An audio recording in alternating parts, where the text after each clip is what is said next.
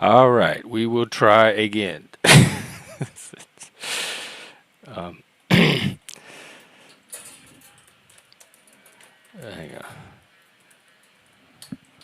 on. So, again, open panel. Anybody but the person that was just up can come up, and we'll see if we can get a new conversation going.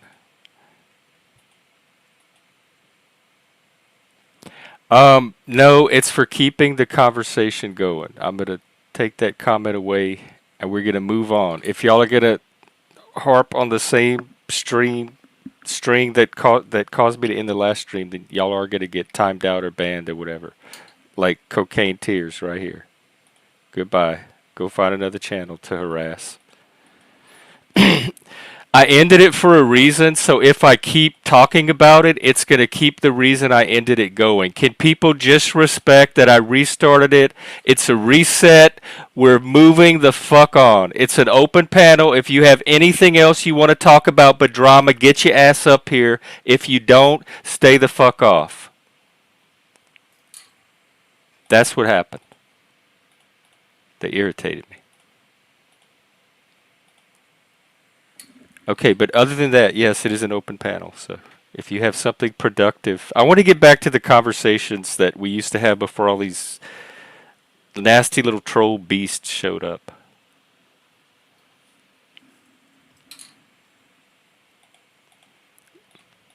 The intelligent kind, the productive kind. Because you can, this kind of crap, you can get anywhere on the Panelverse, I promise. The people that came here used to be able to offer something more, and everything's getting pulled down into the mud lately. With these internet shut-ins with no lives, that this is there not a TV series that you can, like with the community around it, that y'all could bond in a healthier way than obsessing over internet drama and internet personalities?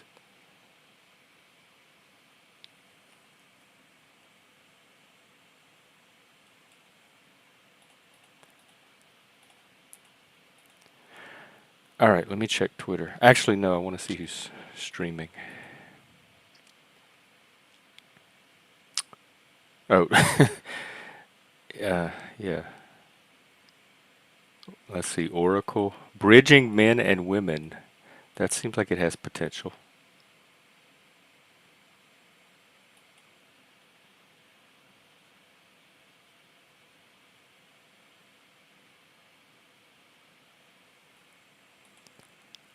Let's see. Male, Noel, Crispy. It's a lot of women. I don't see very many men on this panel. It's based Oracle.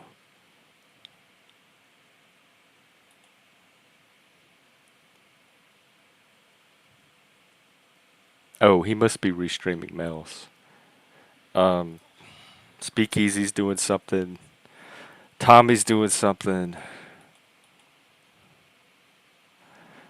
Those are the options. I forgot that Flo was in YouTube jail.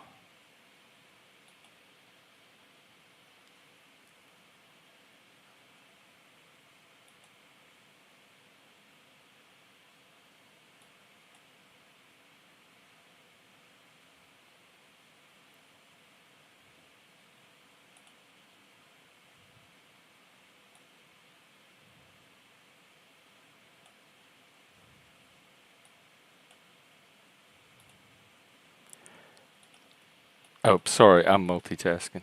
Um, oh, thank you, Gita. I try here. You can see some of the challenges I face, but I do try here. Oh, that's Mel that's streaming, and he's restreaming. How's the conversation there? Because the topic sounds interesting, but it looks very on the female side. I think Oracle might be the only male that I noticed. Jack is live. That's does he just have insomnia or did something happen? Is there somebody said Mercury was retrograde Is that causing some of this latest drama storm? It seems like it's happening a lot lately. Oh, he's restreaming. Okay. It's a restream.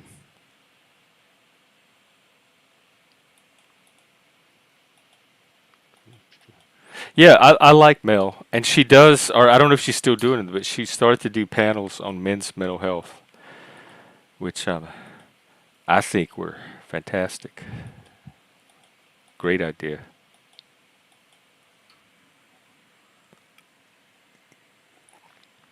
Yeah, does anybody want to come up and talk about, I don't know, Socrates or even Jesus or, I don't, Nietzsche? I guess we could talk politics a little bit. I'm kind of like taking a back seat on politics for a little while just because there's going to be so much noise and dust that's going to need settling. Um, oh, okay. Yeah, I caught a little bit of Tommy's. He was doing something about Moose and Chuck. Oh, um, thank you, thank you. They're on their last. It's time to shed, I think, and so eventually I'm gonna get an upgrade.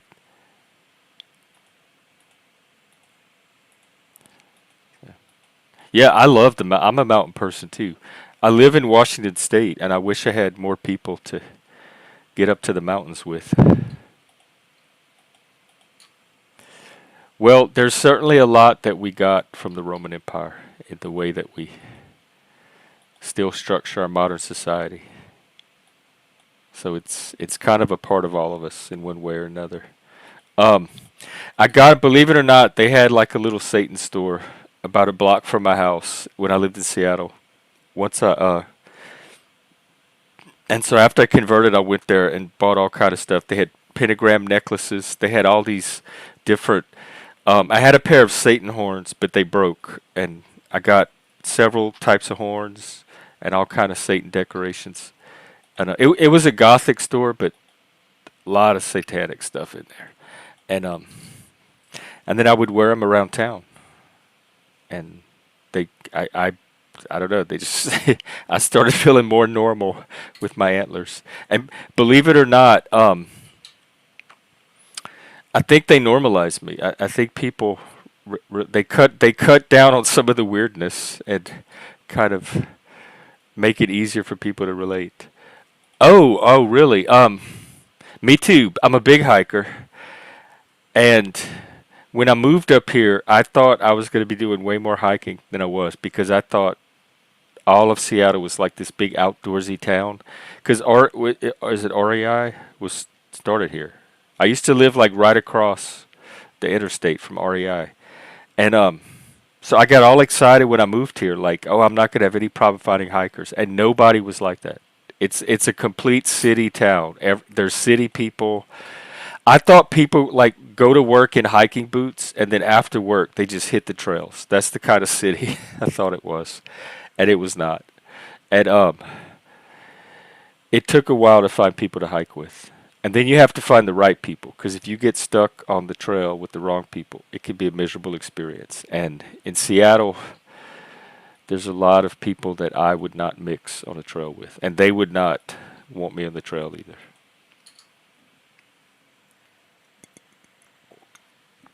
But I I learn a lot about people from hiking with them because it's really compressed. You get like a lot of quality time with a lot of people, like a lot of different, diverse types of people. Um, so by the end of the hike, you like all know each other and you're bonded, and you've met all these cool people from all kind of backgrounds.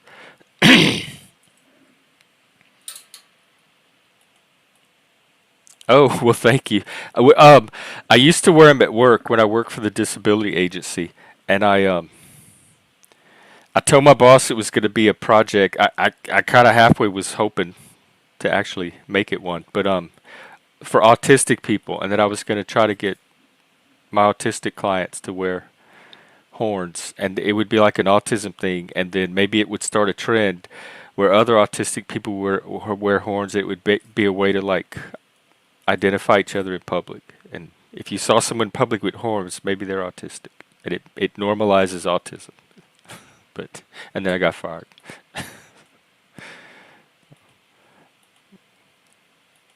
Yeah, treacherous or mellow. That's why I like a mix. Like I'm suspicious if I'm hiking like all with one type of group because I'm gonna feel for sure the outsider. But if it's a mix of people that from like they don't all know each other, they're from different social groups and everybody's kind of on an equal footing, that can make it really fun. Because I'm a talker. I love to hike and talk and have conversation. Like the philosophers used to do. They used to walk around and think and talk. And that's my hikes. And so I'm good with really social people that like to talk on a hike too.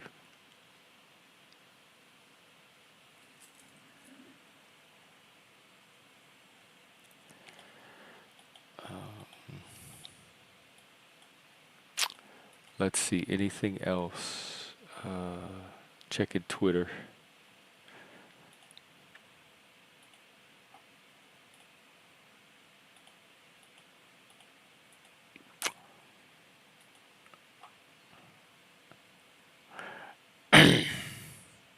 Mm,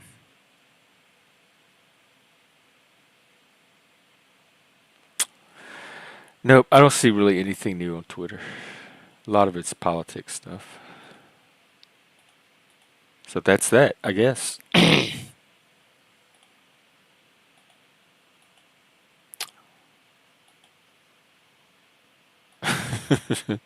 Well, I was newly converted. I wasn't quite sure what I did ask. No, I told her because this is what it was, not laws. It gets even worse. The Satanic Temple, their membership was over 50% LGBT and over 50% neurodivergent. So there was like a big intersection with neurodivergence. And I asked my boss, like, what are the rules? I said, I'm going to convert all the clients to Satanism because that's where all the autistic and neurodivergent people are. And we're going to turn Satanism into like our vehicle for neurodivergence. And I remember asking her the laws about, because it was a federal agency, about are there laws about like how far you can bring religion into working with clients, and that if I could get away with converting them all to Satanism, that could be a path forward for autistic people. And she was very open. She was a cool boss, actually. She was neurodivergent herself. Well, she was cool until she fired me, but she was neurodivergent herself, so she was open to all these crazy, wacky ideas. But then, like I said, COVID happened shortly after, right after I got fired. God, we need to talk. Okay, um, if you don't porn bomb me, and I can trust you to come on the panel, we could do it now. Um, oh, hang on. I'm learning how to vet channels. Let me do that.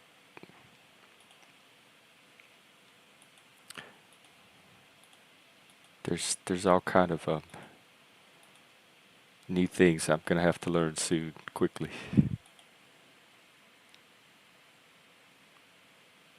One subscriber. Okay. God, you don't have many followers these days. Oh no, I'm rooting for Trump too. Uh, I'm Satanist for Trump. Spurgs for Trump. Um, yeah, that's a good point. Get a life because there's so many different types. There's theistic, where they believe in an actual supernatural being. There's non-theistic, like me, which does not. It's just an archetype. Um, and then there's what's called reactive Satanism, where it's kind of like a inversion of Christianity, and it's directed against the Christian church and religious trauma. I'm not that type either.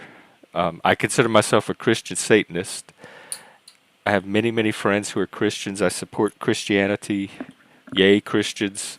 Um, I'm more rational Satanist. It's the romantic tradition of Milton, Blake, Shelley, etc., and it's part of the Western intellectual tradition of Socrates, Plato, and even like the pagan gods before that. And so I consider myself a rational Satanist. It's an extension of secular humanism. I was an atheist most of my life, and Satanism gave me that little extra something that was missing from atheism. Yeah, I know a lot of you are trying to help Hebrew, and I appreciate that part of it. Um, it's the trolley harassment part that doesn't help. When they're on here to harass the people on the panel that they don't like more than help me out, because that doesn't contribute anything to what I'm trying to do here. Oh, I don't even remember what I was explaining or or what the beginning was, but actually I think I do. God showed up and said we need to talk. That's how this started. And when I checked God's channel, he had, guess how many subscribers God has? This many. So God, we can help you get there. Uh, this is a good community. They'll help you get to your 500. Yeah, but sabotage. I'm not Catch a Predator or any of those shows or I don't know what I'm supposed to do about any of that. Like why people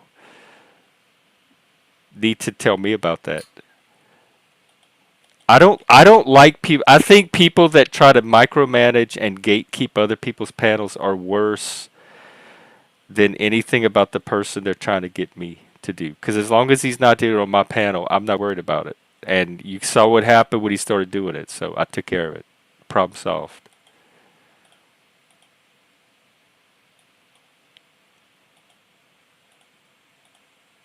So,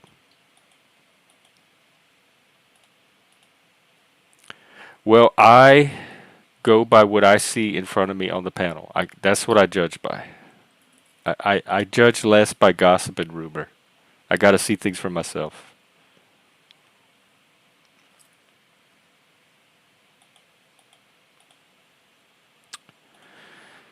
All right, let's see here.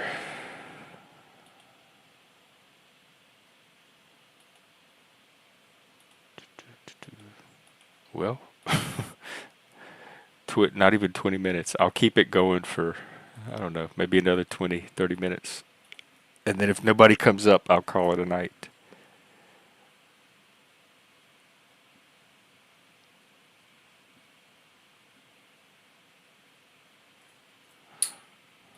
Yeah, the Trolliverse. I'm used to them on panels, like on other panels, and I know how to manage them as guests on a panel. But when they show up in the comments like that, was it called brigades, droves? They used to do that on Twitter. Anytime I was on a tweet that accidentally pissed off a feminist, which was very easy to do, I would have like it felt like hundreds of feminists in my threads all of a sudden. Just for days, I would just keep getting the notifications. Um, very angry, militant, um, unhappy, and worked up about the world feminist that wanted to tell me how awful and toxic I was. Oh, well, as I am trying to be a better Satanist, so I'm gonna take that as a point of pride. Especially consider your name is Sabotage. Yeah, I take it in the, or I try to take it in the spirit it's intended. So, yeah, Biff, I'm not gonna, probably not even gonna remember you, much less go seek you out specifically to cry to. I don't think that's a realistic worry. I lost my channel. Where is that Biff Thunder Muffin? I really need him to console me right now.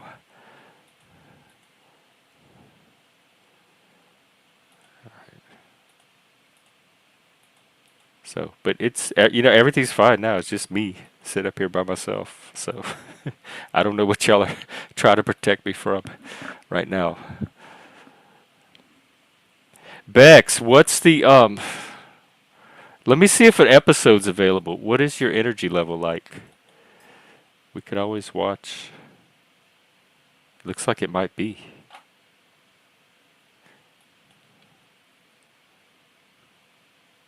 Maybe I'll do that because I start these streams really for other people. I don't I don't need to hear myself talk, and I have plenty of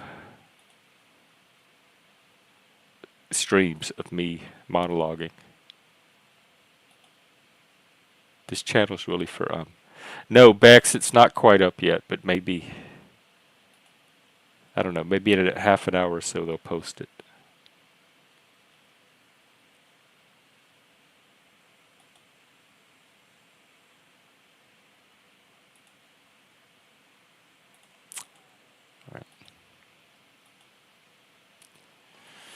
All right, I'll see.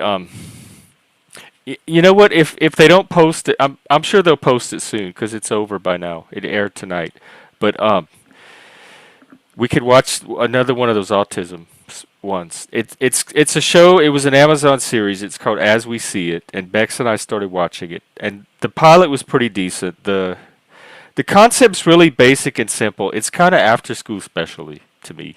Like it's very generic and contrived. Like the situations are, if you tell someone to write a sitcom or a drama about autistic people and the situations they might find themselves in, it's exactly the ones that you would imagine right off the bat. There's not a lot of subtlety to it. But the premise is that I guess it's an apartment, and there's three autistic adults that live in it together, but they have this girl who I thought was Rachel McAdams, but it turns out she's the actual daughter of Kevin Bacon and Kira Sedgwick. Her name is Sosie Bacon, I think. Um, and she studies autism, and she helps them. I don't like any of the neurotypicals in the show because they infantilize all of the autistic people and they act like they have to be babysat and they have to report and check in and be monitored and micromanaged. Like there's this one girl, but I don't really like a lot of the autistic people either. One of them is this Asperger's like super nerd with no social skills whatsoever, and he's obnoxious and arrogant, and I can't stand him. And so that leaves the fat guy and the whore to root for. The Asian girl that's trying to get laid, and the heavy guy that's trying to lose weight and learning to walk to the store at the end of the block. And so there's not really anybody that it's kind of like a lot of it's like stereotyped autism or generic autism, and like the Asian girl is trying to get a boyfriend and she's trying to get laid and perfectly normal, and she's an adult. She's like in her mid-20s.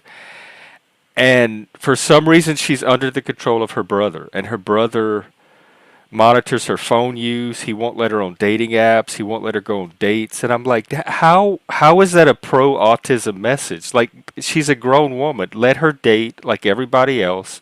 Let her use the apps. Let her get her heart broken. Let her make the same mistakes that neurotypicals make on their date. Like, what are neurotypicals trying to protect us from? Is the question I'm trying to get answered by this series, and I'm not sure what it is. I'm not sure what the message is about. Uh, it doesn't seem like a pro autism show. It seems like a pro neurotypical show. But we're only two episodes in, and the I'm told that all of the actors that play the autistic characters are autistic themselves. So that's a point in its favor. All right, let me catch up on some comments.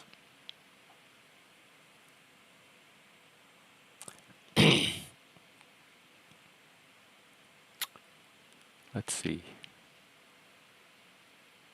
So it's just more the previous drama. All right, that's fine.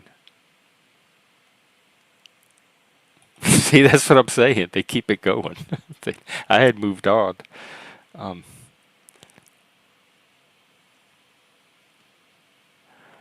All right. Well, I tell you what I'll do. I'll go for 5 more minutes to make it 30 minutes, and then we can go watch an episode of something. Which one is Rick Glassman? Is that the nerd? I didn't like. He's really like I don't like every autistic person.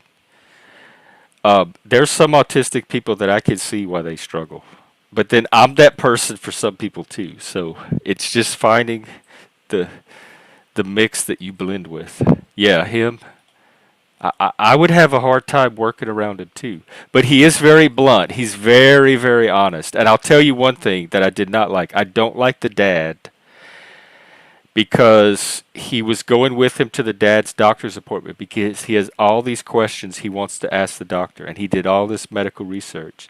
And the dad is like, you get 3 questions. This is a doctor, he's important, he's busy, and I think that is the absolutely wrong um, doctor patient stance to try to set up, because I think doctors are there to answer questions. I think you should be an educated consumer. You should do research. You should have questions ready when you go to your doctor. It's a collaboration. He's not the final authority. It should be a reciprocal relationship between you and the doctor. And that's exactly what this autistic kid is trying to do. And the dad is the one trying to, like, no, you get 3 questions and be careful how you ask them and don't piss off the doctor and behave and all this stuff. Like, I'm not sure where the pro autism side of this message is. Because it seems like a lot of the stuff that we hear from neurotypicals in our real life. And maybe that's the point. But the movie doesn't seem to be mitigating that in favor of the autistic people. It seems to be validating the concerns and needs of the neurotypical side of the cast. Oh, okay. Wow. Have you seen him outside of the show? Is he that rigid in real life? Because he's really hard to take as a character. They kind of play the most stereotyped version of their autism. Like he's like really rigid. He rigid patterns, fixations, no social skills, very blunt. So he's like an extreme stereotyped, almost cartoonish version of that.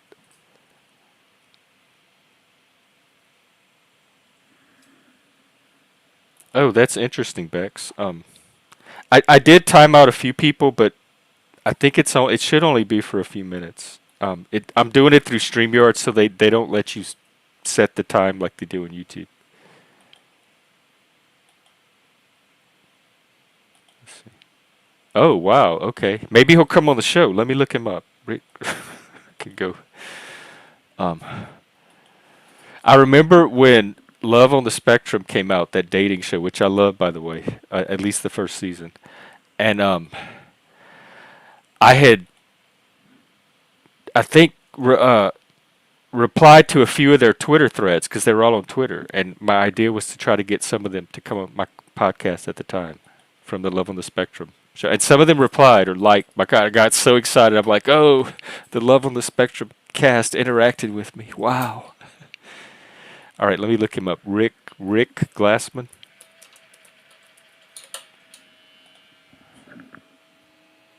Yep, there he is. Here, I'll put his channel if any of you want to know about him. Wow, 400K subs. I want to see if he's anything like he is on this show, because he's actually smiling in these videos, so that's already a tell. All right, here's his channel. Oh, well, thank you, Geta. Stick around, I guess. There's Oh, okay. What did you fight about, Spike? Because I had strong opinions about it too. Some of those parents and the way I have this thing about grown adults being infantilized. I don't even like it when neurotypicals do it to each other, but especially with autistic people, because we have this like extra childlikeness to overcome as it is. People don't take us seriously. Oh wow, that's a very autistic thing to do. Um, old Canadian, like any particular. Oh, you know what I watch? Not laws is Canadian Big Brother. Canada has by far the best Big Brother, like the highest production values, and so I get to see the Canadians from all different parts of Canada, and y'all are wild, man. I thought the U.S. had some drama, but you put a bunch of Canadians in a house together, and gee, it's so good job on the Big Brother. I learned a lot about Canada from watching that show and from being on panels with Canadians and zooming with Canadians. Because we don't have a lot of, but believe it or not, even though I'm Cajun, that was before Canada became Canada. We don't have a lot of Canadians where I come from, and so I never really had contact with Canadians until COVID, and they started showing up on all these Zooms and podcasts and stuff, and that was my first time I got to really interact with them. They do, but they come from what was Nova Scotia, but it was not Canada yet. It was just, well, it had different own. It kept getting. It was part of the French New World at first, but it kept changing owners. But it wasn't Canada yet. We were in Louisiana by the time it became Canada. But I do remember that growing up, because they have a program where they teach French in the schools in my part of Louisiana. And several of the teachers were people that would come in from Quebec or Montreal or overseas. I know one teacher was from Belgium one year. And so every now and then I would meet these exotic Canadians from Quebec, and they were so cool and so fun. They were like the most fun teachers, and they made French fun, and their culture was similar enough to ours, but different enough to be exotic and interesting. And so I met some Canadians that way too. Um, I don't know about is it Tele Francais? But they had some French shows growing up in the 80s on PBS, on our public television station, and some of them were from Montreal, and they had this clown he was like a hobo clown that would try to teach you French. Well, we have at least one Canadian tolerator in the audience. All the Canadians I know are they're like the people at the southern border. They're trying to cross the wall and make it into America. They say it's getting bad up there. That talking pineapple sounds familiar, actually. Did it talk French? Come home. They do have this like Cajun Acadian cross cultural partnership. I forgot what it's called. And one of the Canadian Big Brothers, they had this guy. One of the contestants he was Acadian. And when I heard him talk, he sounded Cajun. I'm like, oh my God, he's one of us. That is one of my ancestors. Like that's my heritage. I could tell from his accent. He had a thick kid, like Acadian accent from Canada, and he talked like this. And I'm like, I could hear the Cajun accent in his accent. Oh, came in.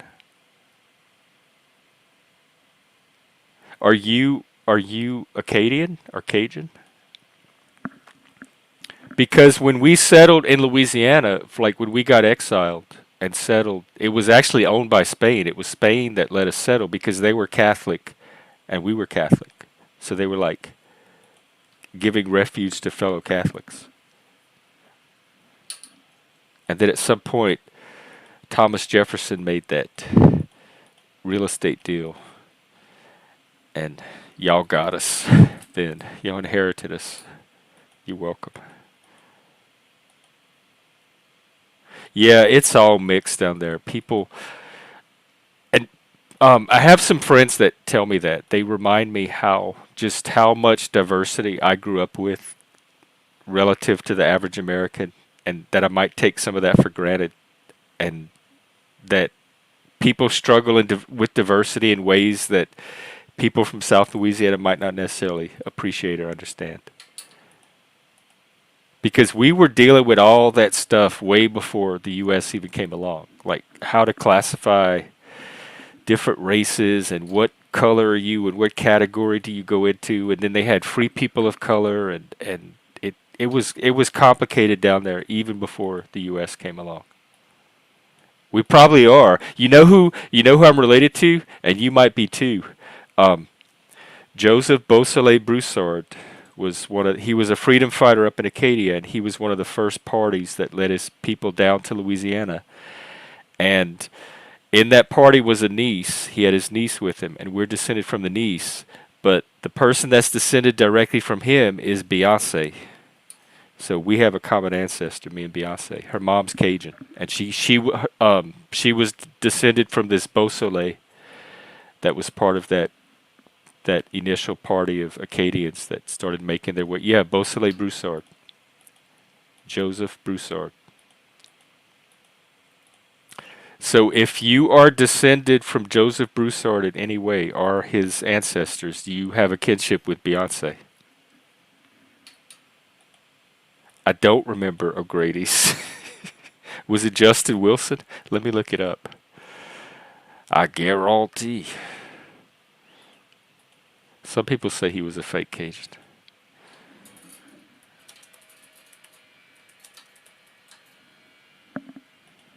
Let's see, what's it called? O'Grady's Cajun potato chip.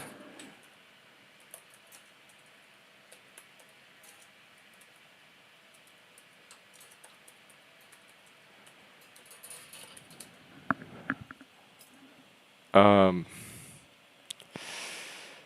oh yeah, you talking about Justin Wilson? I would play it, but it's probably copyrighted. I would hate to get struck by copyright by my own people. Um, but I'll put it in the chat. Yeah, that's Justin Wilson. He used to have a cooking show. Um,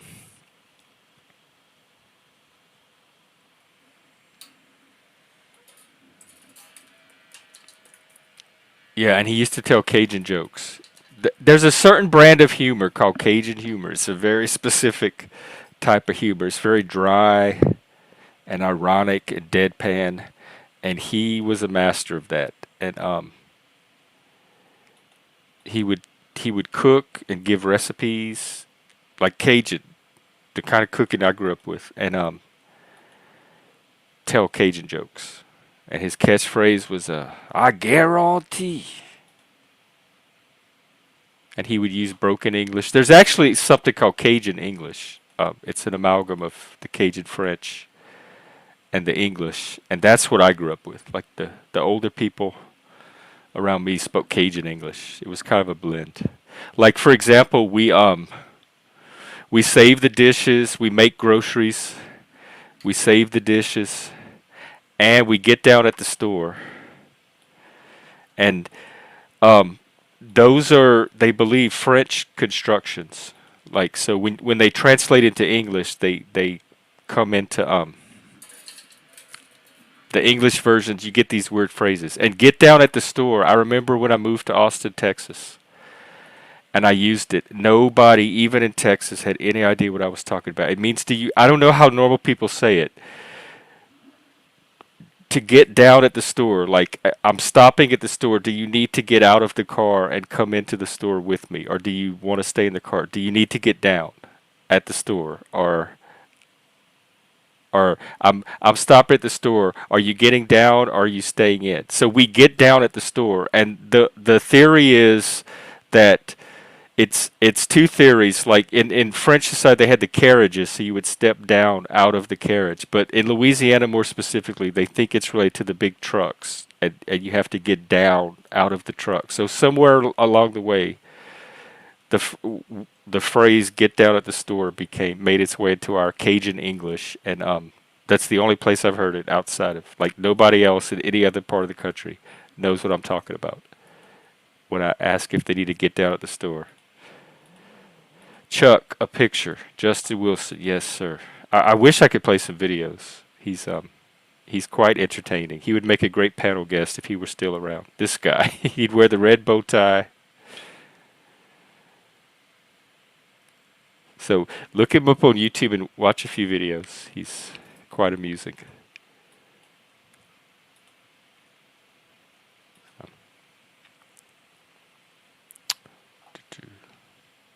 Oh, onion, garlic, and Cajun pepper. Yeah, that he had that tick tick Cajun accent. Yeah, I know. I used one of my favorite shows. I used to was Swamp People, and they had that Troy. Was it Troy Landry? The he go look for the Loch Ness monster, the big alligator that was the Loch Ness monster. I was like, oh my god, I love my people. But yes, you can barely understand some of them, and that's actually kind of cool and exotic because it's a dying like some of those pockets of Louisiana are so isolated, and the languages are so rare and unique, and like once a few people stop speaking them, that language is gone, or that particular dialect or accent. And Louisiana is so linguistically complex that you can go from one, we don't have counties, we have parishes, but you can go from one parish to another, and the dialects, like each parish has its own slight dialect change, and you could tell where people are from just by the way they talk or some of the words they use. And even within a parish, from one part of the parish to another, there's like small dialect shifts.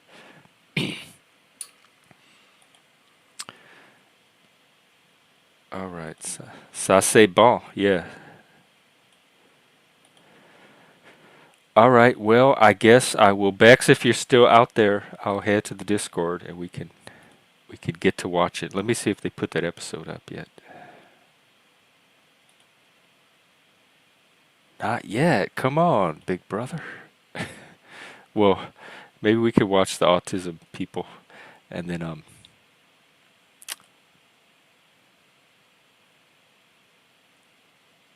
maybe it'll be up from there.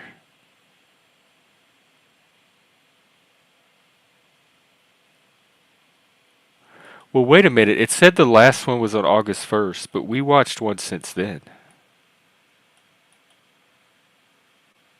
Oh, I think it is up.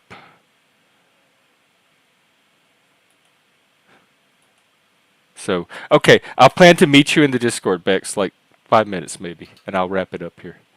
Um, oh, get it. Well, I'm interested to hear more. Yeah, we probably are. We probably are related. Good to meet you, cuz.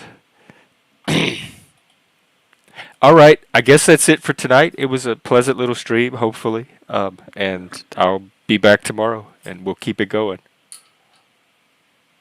Oh, hang on one sec. All right. All right, Beck. See you soon. Take care. Let me get the music going. Bye.